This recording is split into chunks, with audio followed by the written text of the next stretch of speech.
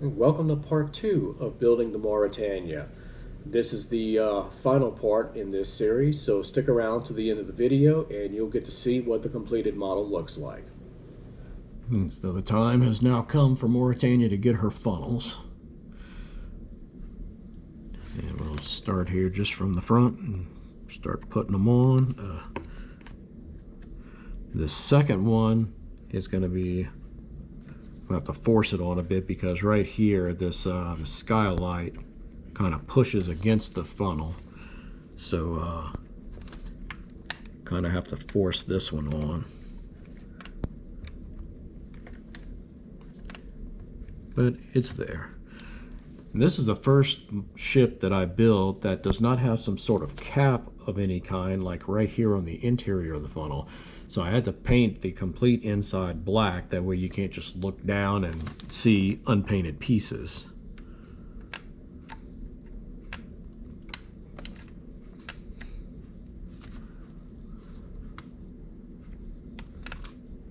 And there we go. Of course, I already applied the glue to the funnels before putting them on, so there it is. Mauretania now has her funnels, and she's really looking like a ship now. One thing I noticed throughout this build is looking here on the bridge, you notice the port side bridge wing does not extend over to the hull like it does on the starboard side, and this is how it's supposed to look. It doesn't look broken, it just looks like they or the machine, however this is sculpted, it got cut off where it never finished the job of completing, the whole bridge wing, because it does not look broken at all. So I guess I'll just have to, when I display this ship, I'll have to display it on the starboard side so you can't see that obvious imperfection there. So yep, there she is with her funnels. And we've got the mast to put on, we've got the lifeboats, the propellers, and the decals. All right, so next up, we're going to start putting some of Mauretania's mini cowl vents onto the ship.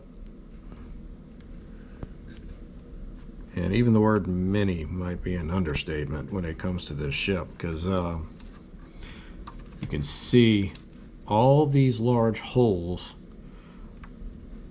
along this upper deck. This is all for cowl vents. If you did not know or do not know what cowl vents were for on these ships, they were to take in fresh air. Because remember, these ships were built at a time before air conditioning was a thing. So they had to get air into the fresh airflow into the interior of the ship some kind of way. And they would face these cowl vents forward, and as the ship sailed, the cowl vents would capture the wind and put it into or funnel it into the ship. And I'm not sure if Mauretania and Lusitania had this feature, but on the Olympic class ships, certain ones, you could take them and turn them around and face them towards the stern, and they would release the not so fresh air out of the ship. Now, I don't know, or I don't see why Mauretania, Lusitania would not have that feature, because I mean, you've got to get the bad air out of the ship some kind of way. But yeah, that's what they were for.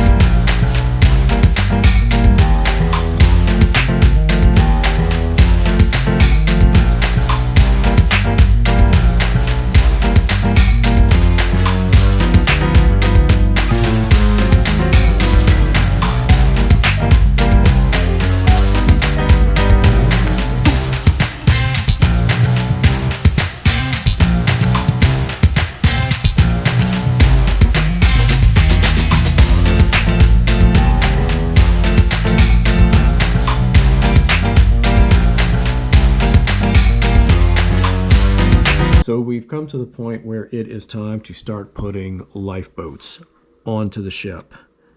And this seems like it's going to be a fairly painless process. They're going to line up pretty easily. And I have to say, I am extremely proud of the job I did on these lifeboats. They came out absolutely fantastic. I'm really happy with those. So I'll put the lifeboats on, and then I'll go and put on the davits after that.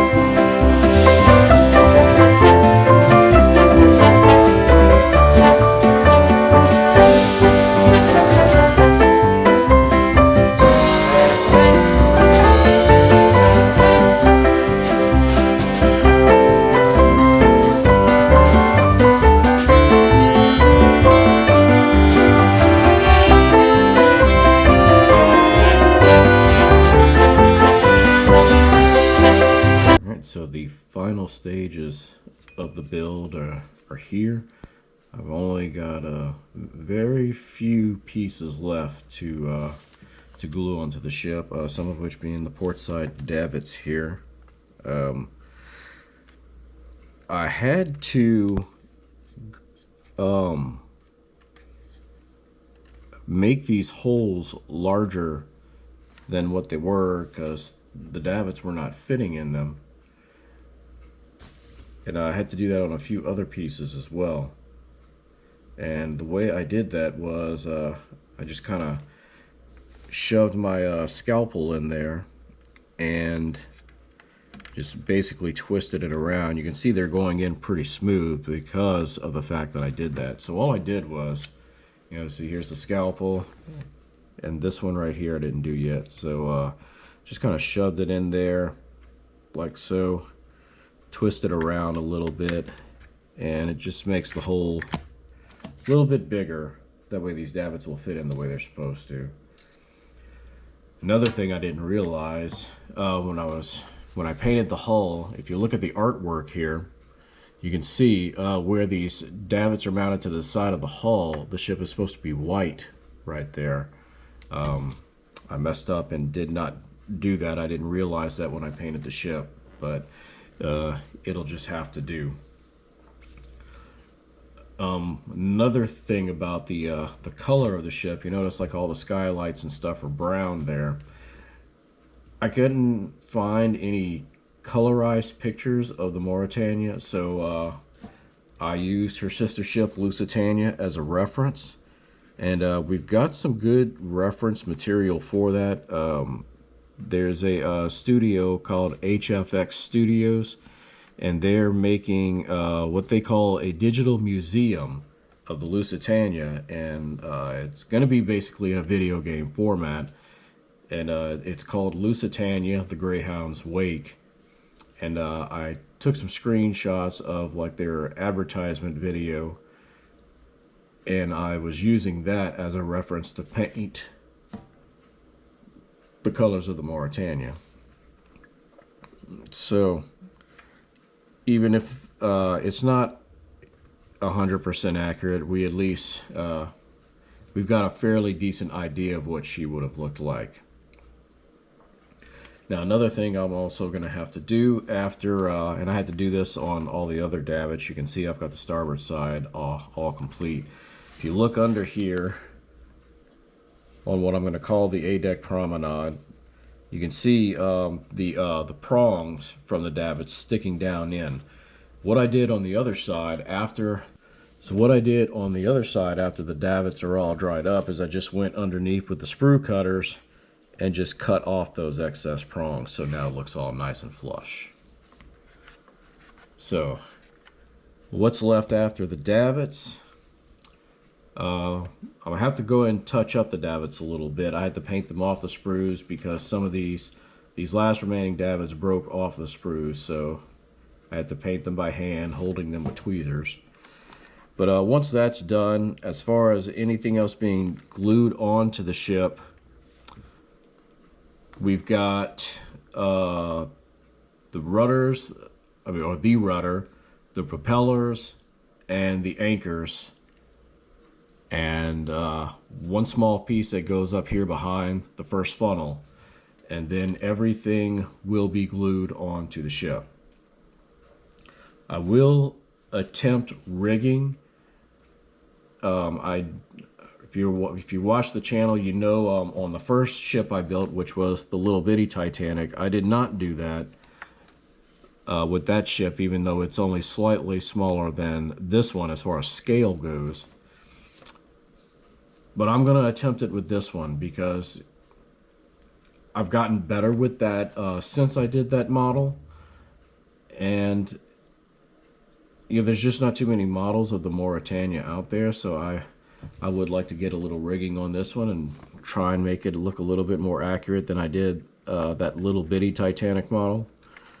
And besides, if anything were to happen to that model, I can go to Hobby Lobby and just buy another one. There are plenty of those. This model and this ship, not so much. So I really want it to look special. All right, so there it is. All the davits are in place, and like I said, once these dry up, I'm gonna go in and cut these excess prongs out from under it. And there you see, we've got the holes for the rudder here, the propellers, anchors up front, and as far as gluing stuff, she'll be complete.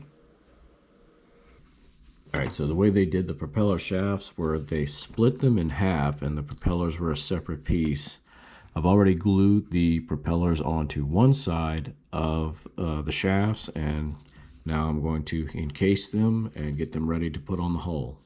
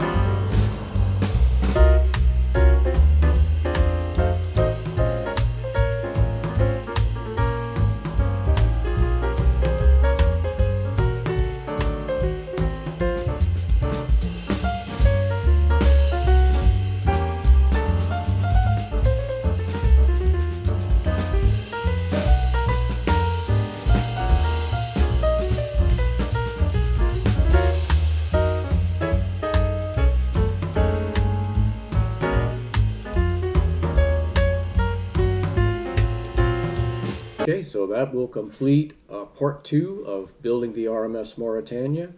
I'm really happy with how this ship came out. And I'd like to point out also, I have been in the hunt for a model of both the Lusitania and the Olympic, and it's been a difficult process. I'm actually surprised I found a model of the Mauretania before the Lusitania. I would have thought that the Lusitania, there would have been a lot more models readily available, but the few that are out there, they are indeed pretty pricey.